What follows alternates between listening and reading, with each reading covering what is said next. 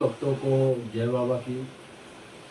एक बार फिर मैं आप सभी भक्तों के समक्ष उपस्थित हुआ हूँ भक्ति सागर पंचद्वार बराड़ा धाम चैनल के माध्यम से।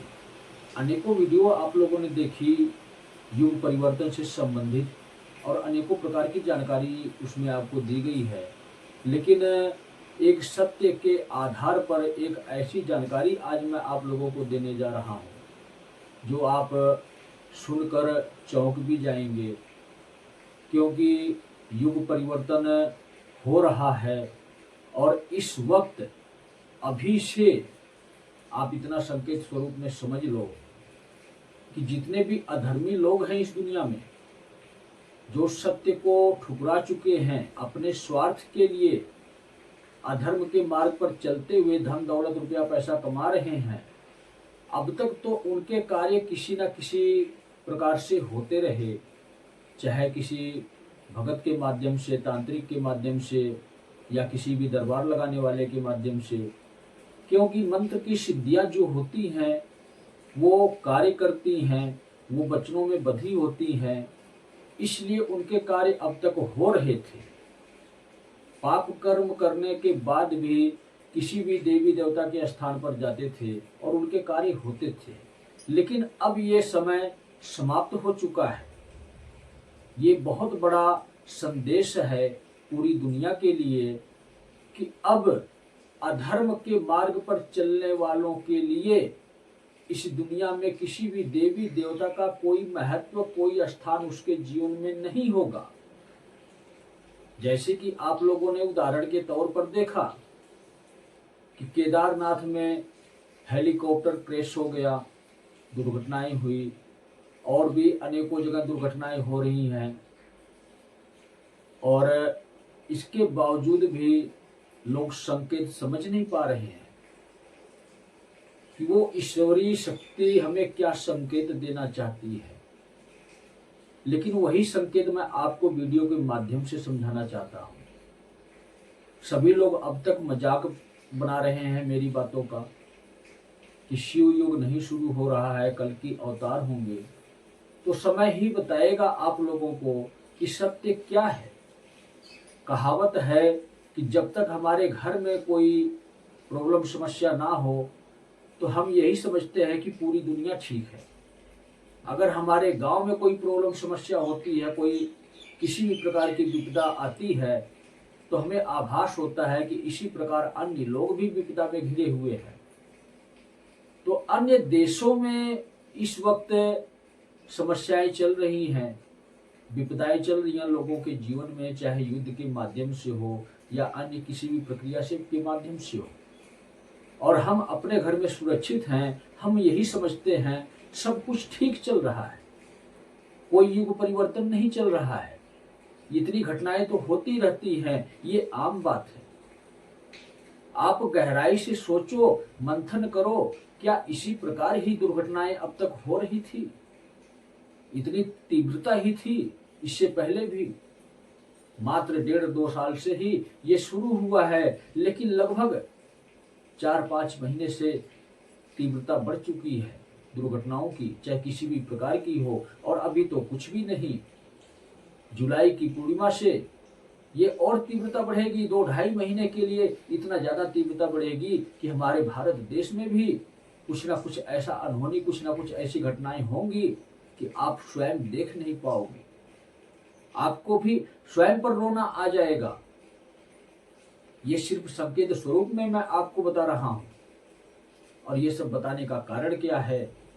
सिर्फ यही कारण है कि मैं यही चाहता हूं कि आप ये बातें भूल जाओ कि पहले की तरह मैं अपना जीवन जी सकता हूं, अधर्म करने के बाद भी, पाप करने के बाद भी स्वयं का जीवन अपना मैं सुरक्षित कर सकता हूं।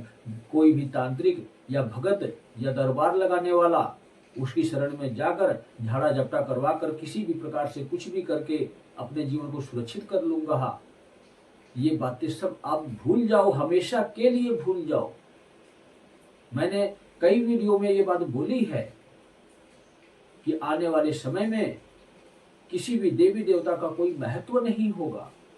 वो क्यों नहीं होगा ये मैं आज आपको डिटेल में समझा देता हूं। शिव युग में कोई भी देवी दैविक शक्ति इस पृथ्वी पर अवतरित नहीं होगी युग परिवर्तन के लिए, क्योंकि जब युग समाप्त होने वाला होता है तब ही दैविक शक्तियों का अवतरण होता है इस पृथ्वी पर, जिसको हम अवतार के नाम से जानते हैं। जिस प्रकार से श्री कृष्ण जी का अवतार हुआ, जिस प्रकार से श्री राम जी का अवतार हुआ, इसी प्रकार से कल्कि भगवान का भी अवतार होगा। लेकिन अभी कलयुग समाप्त नहीं हो रहा है। बहुत से लोगों के मन में भ्रम है कि कल्कि जी आएंगे, कल्कि जी आ गए हैं और कल्कि जी जुलाई में आने वाले हैं। तो कल्कि है कौन, क्या आप लोगों को ये पता है? सत्य के मार्ग पर चलने वाले हर एक व्यक्ति, हर एक प्राणी कल्कि ही है। कल्कि किसे कहते हैं? भगवान के स्वरूप को, भगवान के आचरण पर चलने वाले व्यक्ति को ही कल्कि कहते हैं। तो इसी समय में हर व्यक्ति के अंदर कल्कि है, लेकिन आवश्यकता है तो क्या है? उस कल्कि को जगाने की आवश्यकता है। सिर्फ यही महत्व है इंसान का। लेकिन हम कल्कि की बात अभी नहीं कर रहे हैं।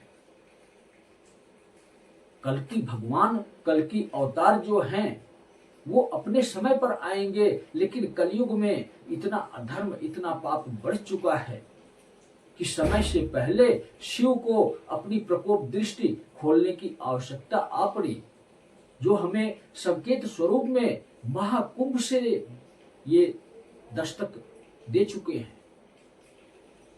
अनेकों घटनाएं, दुर्घटनाएं आप लोग महाकुंभ के समय पर, अग्नि की प्रचंड ज्वाला, महाकुंभ की धरती पर कितनी दुर्घटनाएं आप लोगों ने देखी होंगी। और हमने स्वयं अपनी वीडियो में भविष्यवाणी की थी कि 7 फरवरी को इतने बजे ये दुर्घटना होगी। ठीक उसी समय महाकुंभ की धरती पर अग्नि की प्रचंड ज्वाला, काफी टेंटों को जो रहने के लिए स्थान बनाए हुए थे सब जलकर खाक हो गए। ये सब क्या है?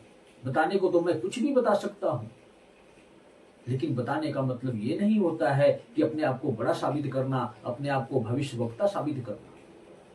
सिर्फ एक संदेश होता है सभी इंसानों के लिए, सभी प्राणियों के लिए, कि समझने की कोशिश करो। अधर्म इस दुनिया में बहुत ज्यादा बढ़ चुका है। महाकुंभ के नियमों का जिस प्रकार से उल्लंघन हुआ है, वही से ही सृष्टि के परिवर्तन की डेट निर्धारित कर दी गई थी। महाकुंभ के 5वें शाही स्नान में 25 फरवरी को मैं महाकुंभ गया था। वहां से पूर्ण होकर आया। यहां से आने के उपरांत ही ये डेट निर्धारित कर दी गई थी। वो क्यों निर्धारित कर दी गई? सारी दृष्टि कोण से मैंने देखा कि महाकुंभ में क्या क्या होने वाला है। आपको रहस्य जानना है तो महाकुंभ से संबंधित वीडियो देखो, आपके समझ में आएगा कि इस दुनिया में ये बदलाव इतना जल्दी क्यों हो रहा है। महाकुंभ ही इस सृष्टि के परिवर्तन का केंद्र बना है।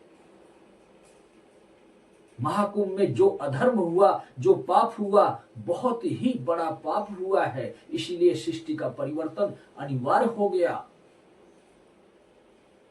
आज के समय में शिव युग चल रहा है, शुरू हो चुका है, लेकिन शिव युग में जो कार्य करते हैं काल पुरुष, अधर्मियों का सर्वनाश करते हैं, अधर्मियों के लिए जो काल बनकर आए हैं, उनका कार्य जुलाई की गुरु पूर्णिमा से शुरू होगा। और जुलाई की ही गुरु पूर्णिमा का वो दिन है, शुभ दिन, जिस दिन इस पृथ्वी से देवी देवता प्रस्थान करेंगे अपने लोक को। जिस शक्ति से जो शक्ति उत्पन्न हुई है उसी शक्ति में समाहित हो जाएगी। जिस प्रकार से चाहे काली की शक्तियां चल रही हैं, अनेकों प्रकार की तंत्र मंत्र की दुनिया में, ये सभी शक्तियां मां दुर्गा की शक्ति में समाहित हो जाएंगी, अपना स्थान छोड़ देंगी इस पृथ्वी से। इसी प्रकार छोटे बड़े देवी देवता अनेकों हैं इस संसार में। समय अनुसार जिस प्रकार से देवी देवताओं की आवश्यकता हुई सृष्टि को संभालने के लिए, उस प्रकार से देवी देवता इस पृथ्वी पर अवतरित हुए और इसी पृथ्वी पर शक्तिपीठ के नाम पर विराजमान हो गए, जिनको हम आज बड़े बड़े मंदिरों को भी नाम से जानते हैं, बड़े बड़े शक्तिपीठों के नाम से जानते हैं। कुछ ही शक्तिपीठ ऐसे बचेंगे शेष जो कार्यरत होंगे, और उन शक्तिपीठों तक हर एक व्यक्ति, हर एक इंसान नहीं पहुंच सकता, क्योंकि इस कलयुग में शिव युग जब आरंभ हो रहा है तो शिव के समक्ष ऐसा कोई देवी देवता नहीं है जो किसी के इंसान का कार्य करे तंत्र मंत्र की प्रक्रिया के माध्यम से। गहराई से सोचो, आप समझो इस बात को। मैंने हमेशा एक ही बात आप लोगों की समक्ष रखी है कि शिव ही श्रेष्ठ हैं। जब शिव श्रेष्ठ हैं, शिव इस युग परिवर्तन को स्वयं कर रहे हैं, तो ऐसा कोई देवी देवता इस पृथ्वी पर नहीं है जो शिव के इस युग परिवर्तन में बाधा उत्पन्न करने की कोशिश कर सके। अगर कोई भी देवी देवता इस दुनिया में ऐसा है जिसके अंदर सामर्थ्य है, तो वो भी काल पुरुष की इच्छा से चलेगा, अन्य किसी भी इंसान की इच्छा से नहीं चलेगा। इतना आप याद रखना। इसलिए मैं बार बार यही बात कहता हूं कि शिव युग में अन्य किसी भी देवी देवता का कोई महत्व नहीं होगा। कहने का तात्पर्य मेरा ये है कि समय अनुसार वो शक्तिपीठ, वो मंदिर, वो मस्जिद, वो गुरुद्वारा, चाहे किसी भी संस्था के द्वारा बनाया हुआ क्यों ना हो, सब विलुप्त हो जाएगा, सब नष्ट हो जाएगा। ये उनकी इच्छा है। लगभग 3-3.5 साल के बाद ऐसा जल प्रलय आएगा कि सिर्फ महत्वपूर्ण शक्तिपीठ ही बचेंगे, बाकी अन्य छोटे बड़े मंदिर, मस्जिद, गुरुद्वारा सब जल प्रलय के माध्यम से नष्ट हो चुका होगा। ये एक सत्य वचन है मेरा, इसको कोई झूठ साबित नहीं कर सकता। लेकिन इससे पहले जितने अधर्मी हैं इनका संहार करना निश्चित है, क्योंकि जब तक अधर्मियों का इस पृथ्वी पर से संहार नहीं होगा, उनको हटाया नहीं जाएगा, तब तक नवा युग नए तरीके से, नए नियमों के माध्यम से नहीं शुरू हो सकता। युग शुरू होने से कुछ नहीं होता है। युग तो अनेकों आते हैं, अनेकों जाते हैं। उसी प्रकार ही ये शिव युग भी शुरू हो चुका है। जब शिव युग शुरू हो चुका है तो सबसे ज्यादा अनिवार्य इसमें क्या होता है? शिव युग के नियमों का पालन करना। और जब अधर्मी लोग इस दुनिया में रहेंगे तो नियमों का खंडन होगा। इसलिए जितने भी अधर्मी लोग होंगे, किसी को विश्व युद्ध के माध्यम से नष्ट किया जाएगा, तो किसी को गृह युद्ध के माध्यम प्रोसीजर है, और तीसरा तो किसी को प्राकृतिक आपदाओं के माध्यम से नष्ट किया जाएगा। ये तीसरा प्रोसीजर है कार्य करने का, काल पुरुष का। अभी तो पहला प्रोसीजर शुरू हुआ है विश्व युद्ध का। और ये कोई साधारण वीडियो नहीं है, पूरी दुनिया की सच्चाई इसी वीडियो में समाहित है। जिस प्रकार से शिव ने अपना 3 स्वरूप धारण किया, ब्रह्मा, विष्णु, महेश का, जिनको हम त्रिदेव कहते हैं, तो त्रिदेव कहते किसको हैं? वो शिव ही तो हैं। और उसी शिव ने त्रिदेवों के लिए 3 लोक तैयार किया है। त्रिदेवों के लिए मैं इसलिए कह रहा हूं कि इस 3 लोकों का इस्तेमाल कौन कर रहा है? त्रिदेव ही कर रहे हैं। शिव के जो अन्य 3 स्वरूप हैं, ब्रह्मा, विष्णु, महेश का, वही 3 देव तीनों लोक को संभालते हैं। और 3 लोक को संभालने का मतलब क्या है? इस पृथ्वी पर जितने भी जीव जंतु प्राणी हैं, जो जन्म लेने की प्रक्रिया बनी हुई है इंसानों की, जीव जंतु प्राणियों की, इनके कर्मों के अनुसार इनको उसी लोक में भेजा जाता है जिस प्रकार का ये कर्म करते हैं।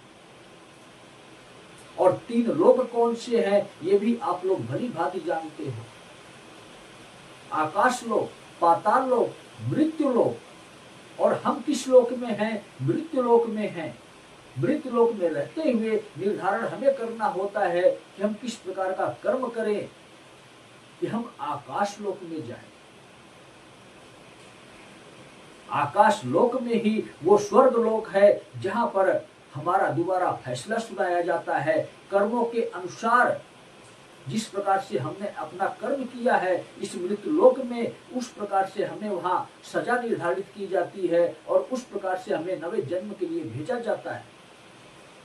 तो सिर्फ एक बार ही हम मृत्यु लोक से उस स्वर्ग लोक में दस्तक देते हैं, इसके बाद दोबारा हम फिर से मृत्यु लोक में ही आते हैं, नवा जन्म हमारा होता है और फिर वहीं से दोबारा यही प्रक्रिया शुरू होती है कि तुम्हारे कर्म ही तुम्हें भगवान बनाएंगे, तुम्हारे कर्म ही तुम्हें शैतान बनाएंगे। अगर हम भगवान जैसे कर्म करते हैं तो हमें स्वर्ग लोक में स्थान भी मिलता है और मृत्यु लोक में भी आकर एक धर्मात्मा पुरुष का भी महान नाम भी मिलता है। और अगर हम कर्म बुरे करते हैं अपने इस जीवन काल में तो हम शैतान की श्रेणी में डाले जाते हैं और शैतान का मतलब होता है राक्षस। और राक्षसों को कहाँ भेजा जाता है? पाताल लोक में। हमारे कर्म ही हमें पाताल लोक भेजते हैं, हमारे कर्म ही हमें स्वर्ग लोक भेजते हैं। लेकिन जो बीच के लोग हैं, जो ज्यादा बुरे कर्म नहीं करते हैं, वो कहाँ जाते हैं? वो भूतकाल में चले जाते हैं। वो भी हमारे लिए ही बनाया गया है। भूतकाल, भविष्य काल, वर्तमान काल। तो हम किस काल में हैं? वर्तमान काल में हैं। और जब हम भूतकाल में जाते हैं तो उसी को कहते हैं प्रेत आत्माएं, जिनकी मुक्ति नहीं होती है, जो भटकते रहती हैं इसी मृत्यु लोक में ही। ना आकाश लोक में जाते हैं, ना पाताल लोक में जाते हैं, और मृत्यु लोक में ही इंसानों को देखकर तड़पते रहते हैं कि कब हम नवे जन्म के लिए यहाँ से मुक्त होंगे, आजाद होंगे, कब हमारा नवा जन्म होगा। लेकिन उनका नवा जन्म नहीं होता है। ये सब संकेत समझाने का क्या है मेरा मतलब? ये सब मैं इसलिए समझा रहा हूं कि ब्रह्मा, विष्णु, महेश के लिए ये 3 लोक बनाए गए हैं कि इस मृत्यु लोक में आने वाला प्राणी उस परमात्मा नाम की शक्ति जो आत्मा इस शरीर में रहती है, इसके कर्मों के अनुसार जो शरीर के माध्यम के द्वारा कर्म किया जाता है, इस आत्मा को वहीं पर भेजा जाए जैसा इन्होंने कर्म किया है। तो अगर हम बुरे कर्म करते हैं तो हमें ही प्रताड़ित किया जाता है। और आज के समय में बुरे कर्म इतने ज्यादा बढ़ गए हैं इस कलयुग में कि एक रीति रिवाज बन चुका है।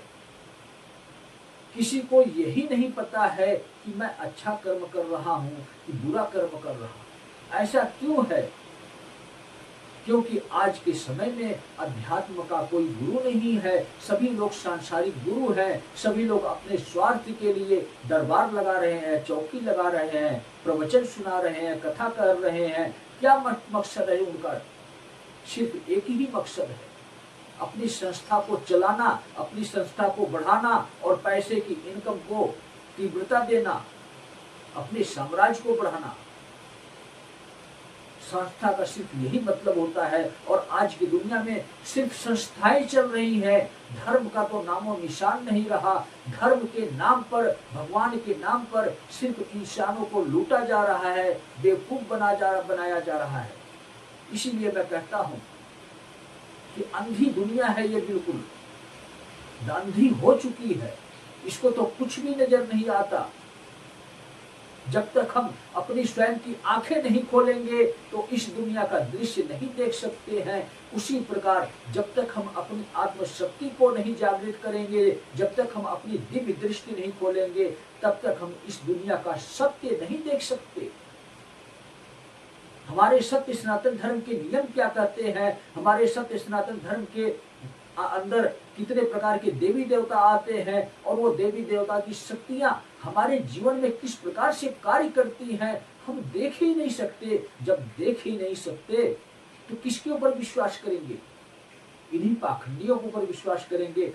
और आज इन्हीं पाखंडियों की वजह से कलयुग की तीव्रता इतना ज्यादा बढ़ गई है, सत्य का वजूद नष्ट हो चुका है, देवी देवताओं का महत्व खत्म हो चुका है। जब यही अधर्मी, यही विधर्मी, यही पाखंडी लोग देवी देवताओं का वजूद नष्ट कर चुके हैं तो देवी देवताओं की इस दुनिया में कोई आवश्यकता नहीं है। ये शिव का फैसला है। शिव ने ये फैसला सुना दिया है आप लोगों के लिए कि अब शिव युग आरंभ हो चुका है। इसी जुलाई की पूर्णिमा से ये इस पूरी दुनिया के लिए घोषित कर दिया जाएगा कि जितने भी देवी देवता हैं इस पृथ्वी पर, चाहे वो शक्तिपीठ के स्वरूप में हो या बनाए हुए स्थान या मंदिर के स्वरूप में हो, सबको अपना स्थान छोड़ना होगा कुछ समय के लिए।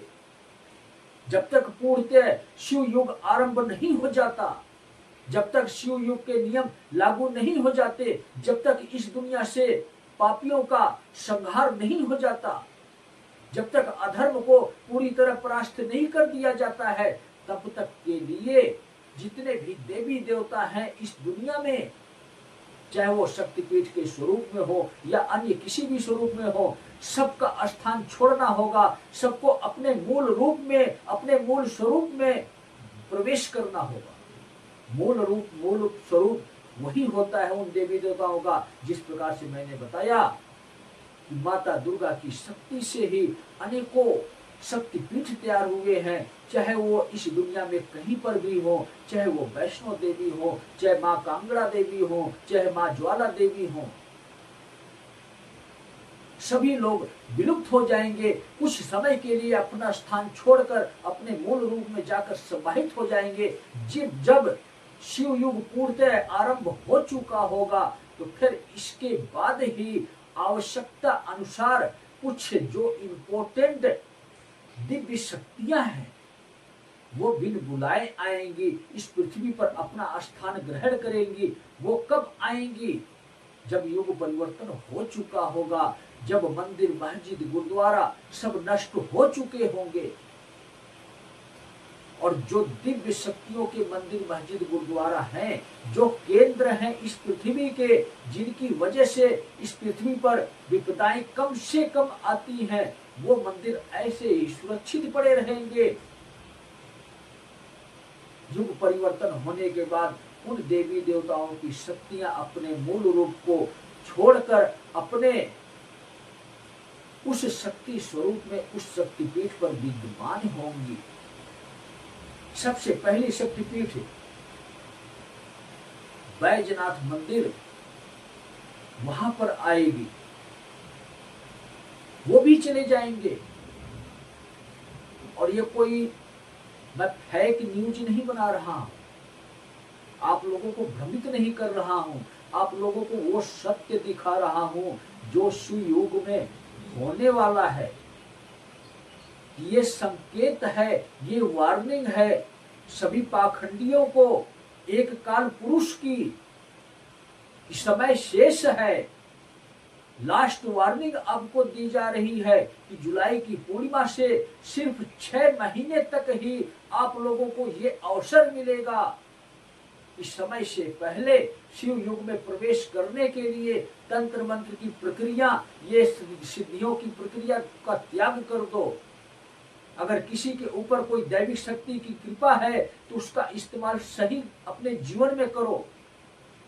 झाड़ा झपटे लगाने का, चौकी दरबार लगाने का कार्य बंद कर दो, चाहे वो किसी भी प्रकार का दरबार क्यों ना लगता हो, चाहे वो पंडोखर सरकार हो, चाहे वो करौली सरकार हो, चाहे वो बागेश्वर सरकार हो, चाहे कोई भी दरबार लग रहा हो,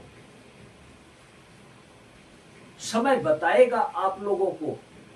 अगर आप लोगों को यूं लगता है कि ये तो ऐसे ही लंबी लंबी छोड़ रहे हैं, फेंक रहे हैं, तो आप इतना याद रखना, अपनी डायरी में आज से ही आप नोट कर लो। जुलाई की गुरु पूर्णिमा से ठीक 6 महीने आप लोगों के पास वक्त है, अवसर दिया जा रहा है कि अधर्म की दुनिया का त्याग करो। और ये वार्निंग सभी प्रकार के पाखंडियों के लिए है, चाहे वो कोई कथावाचक हो, चाहे वो कोई धर्म गुरु हो, चाहे वो कोई सत्संग करने वाले हो, प्रवचन सुनाने वाले हो, किसी भी संस्था से जुड़े हो, चाहे वो किसी भी धर्म से ही क्यों ना हो। मुझे किसी भी इस दुनिया में धर्म से कोई वैर नहीं है, किसी भी संस्था से कोई वैर नहीं है। वैर है तो अधर्म से वैर है, अधर्म करने वालों से वैर है। जितने भी लोग अधर्मी होंगे, जितने भी लोग पाखंडी होंगे, किसी की खैर नहीं है। ये आखिरी वार्निंग है मेरी पाखंडियों के लिए, जो धर्म के नाम पर बिजनेस कर रहे हैं, धर्म के नाम पर लूट कर खा रहे हैं भोली भाली जनता को, इंसानों को। उन लोगों के लिए ये वार्निंग है। समय अनुसार जो बदल गया, शिव युग में प्रवेश करने के लिए अपने मन के स्वभाव को चेंज कर लिया, बदल लिया, सत्य के मार्ग पर आ गया, उसकी सजाएं भी माफ हो जाएंगी। और शिव युग के जो नियम है उन नियमों का पालन करेगा तो उसका उद्धार भी हो जाएगा। लेकिन अगर मेरी बातों को कोई फ्रॉड समझता है, ये समझता है कि ये वीडियो ऐसे ही बनाई जा रही है, इतना आप संकेत स्वरूप में समझ लो, स्वयं की शिव की इच्छा से ही ये वीडियो पूरी दुनिया के लिए जारी की जा रही है। और इसको आप भविष्यवाणी के रूप में भी, स्वरूप में भी आप देख सकते हो। फिक्स टाइम में दे रहा हूं, 6 महीने। कोई माफी किसी भी साधारण इंसान को भी नहीं मिलेगी। अधर्म का जो कार्य करेगा, पाप का जो कार्य करेगा, उसको सिर्फ और सिर्फ सजा मिलेगी। जिस मात्रा में जितना अधर्मी होंगे, उस मात्रा में उस अधर्मी को उतनी ही सजा मिलेगी। यही सत्य होगा। आखिरी वार्निंग है, आखिरी चेतावनी है। इसीलिए मैं कहता हूं कि इस शिव युग में किसी भी देवी देवता का कोई महत्व नहीं होगा। तो सभी भक्तों को जय बाबा।